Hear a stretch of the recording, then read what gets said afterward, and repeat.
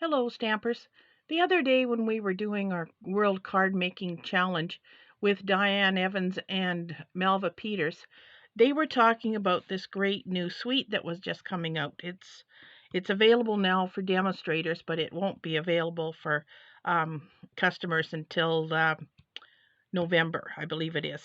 Anyway, on this um, demonstration information, there was this bow on here. And they apparently had tried to make it and they weren't having any success. So they decided that, if anybody knew how to make one, to let them know.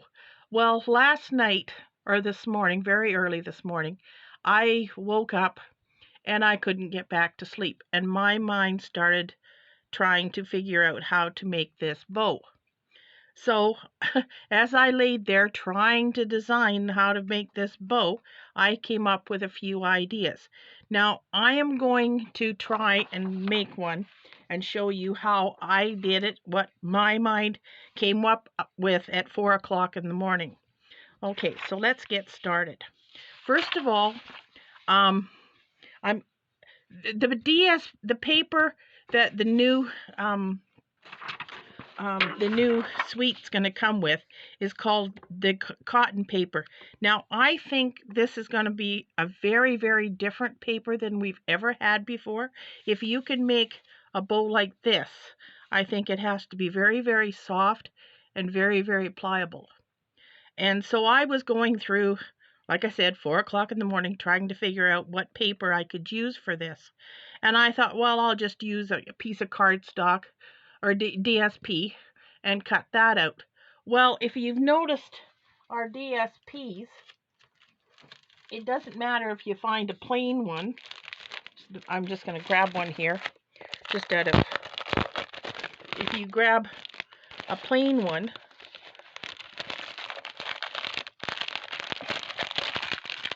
something, with just a plain background on it. Well, here's one. Let's say you went to do this. So you use this for your bow, but on the other side, it's a print. So the bow is going to show the inside of it as well. So I thought, well, I can't use that. So what do we have that has just plain white background? And I thought, well, anything I could figure out was, like the specialty papers. Well, they're all very, very thick. So I thought, okay, what else can we use? So I decided to try the vellum, the in color shimmer vellum, and because it's quite soft and pliable.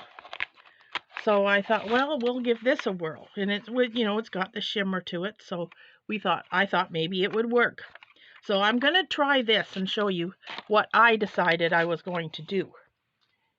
So with that, I am going to cut a piece. Now I'm going to show you on a 6x6 or a 2x6 piece, because this is time consuming, and in order to cut this, I'm going to have my head pretty near in the camera most of the time.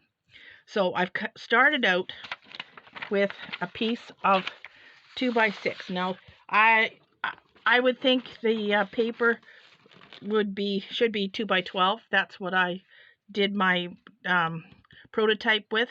But for now, I'm just going to show you on this little small piece. Now, the tools I used was a quilting ruler, and this worked really well. It's all marked off in the 1/4 inch, so this is what you could see through and cut. And I thought, well, I'll just use a cheap dollar knife. No, don't. There's too much flex in this. Oops, sorry. There's too much flex in it, so you want to go to a fairly good knife with a strong blade. This worked much, much better. So I used my quilting ruler, my good cutting knife.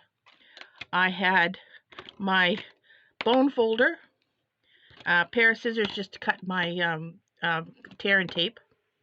What else did I have? I guess that was it for now. Well, there may be more tools. So anyway, it says on here The instructions say to cut a strip that is 2 inches wide. So that's what this is 2 by 6, but my other piece is 2 by 12. But I'm just going to show you what I did because let's say this is a labor of love bow. Okay, so then you take a piece of tear and tape, and what they suggest is put one on the top and one on the bottom. One on the top on the front, and you put this on here. Oh, I cannot cut this with my fingers. Okay, and then you flip it over and put it on the other side, but it goes on the bottom. So put this on the bottom on the other side and line it up as close to the edge as you can. And you don't want to go too tight and make this paper curl either. So cut this off. Now this is where it gets really, really a labor of love, because you can't really see what you're doing. Once you get started, it's not too bad, but that first little bit's a little tricky. Okay, so you take the ruler, and I used 1/4 inch increments, and this is very easy to slip and slide. So you take it and you cut 1/4 inch strips between the two pieces of tear and tape. So then you go down, and once again you cut this across, trying not to move, trying not to you want to also keep it straight. And like I said, it's hard to see where the lines are. Oh, that's too many. Okay, right there should be it. Once you kind of get started, it's not too bad, but those first little ones are a little tricky. Well, there. Okay. So you just continue cutting along this strip of 2-inch paper to get your lines. And I don't know, there may be an easier way to hold this. I don't think you could use your paper trimmer to cut this. I thought maybe at one time maybe a rotary cutting wheel would work, but you won't get it close enough to the pieces of tear and tape. So like I said, you want a good cutting blade so there's no flex in it. Oh, and it is hard to see, even with the see-through ruler and all the guiding. So you just continue on down your piece of paper,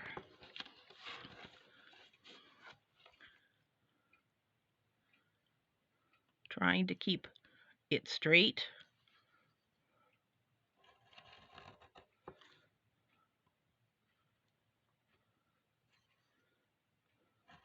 And just continue on cutting your 1/4 inch strips.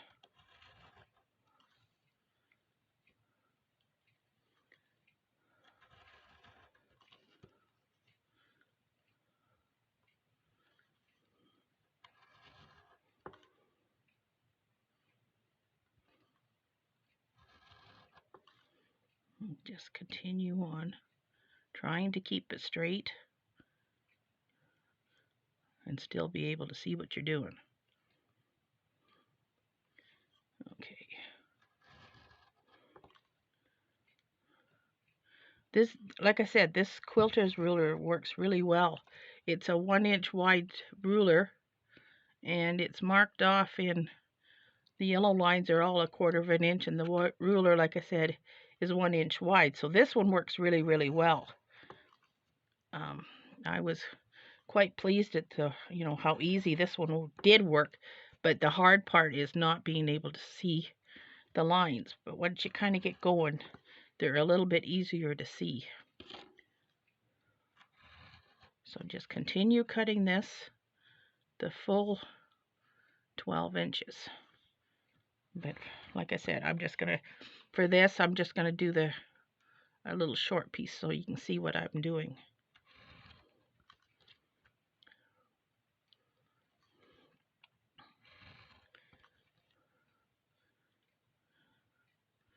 Okay, so there's what it looks like when it's all, whoops, uh-oh, this one didn't cut through. Anyway, this is cut. I do have my strip. What did I do with, oh, here. I do have one that's already cut, and this is what it looks like. It's all cut open like this. Okay, so now you reinforce the tear and tape and give it a good burnish, flipping it over and doing both sides. Now you decide which side you would like up. This is, I want the shimmery side, so I want to remove this piece here, and I wouldn't pull it all off at once. I didn't want a great big sticky mess to have to deal with. So then you kind of put a finger in and kind of curl it a little bit, and then you bring it up and you line up the two edges and keep it straight, okay? And you just continue doing this all along the edge. Once again, you don't want to bend it. This isn't a great piece of paper either because it's too heavy, I guess. That's not really the right word. Too stiff. That's maybe a better word for it. So like I said, I suspect we're going to find that cotton paper is really, really something different to work with. Kind of fun to work with. So after you've got it all glued together, you end up with this. And this kind of reminds me of what you see when you get a roast of a lamb, say, and on the bones or the ribs or whatever, they have these funky little caps on them. This is kind of what it reminds me of. I've never had lamb, so I don't know. But anyway, so this is what you get. So after you get this and you've got it all glued together, carefully remove some of the tear and tape. Once again, you don't want to start with a whole big piece of it, and roll it. Now, I don't know if you roll it. I think I rolled my first piece too tight, so I'm going to roll this one a little bit looser. And you just continue to roll it and glue it and try and keep it straight. So just continue rolling. So you kind of get that effect. And just continue rolling, pulling off a little bit of tape as you go. Hopefully the tear and tape will stick to this well enough. And just continue rolling.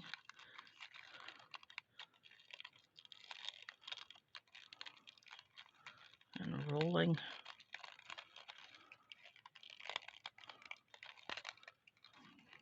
And I think mine's still too tight.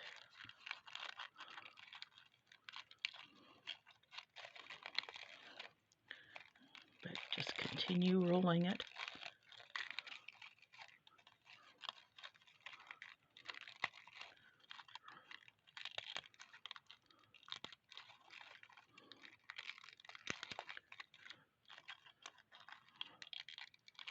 Okay.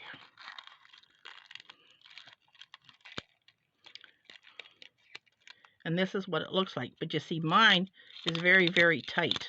And I have a gap in it, whereas theirs doesn't seem to have a gap. So I may have not had mine quite close enough to together. But I think this is the principle behind the idea. But mine's, like I said, way too tight compared to what theirs is. So it'll be fun to try it with the new paper. I think it'll be something, like I said, something very, very different than we've ever had. Okay, so that was my 4 o'clock in the morning creation. So let me know what you think. Okay, so bye-bye for now.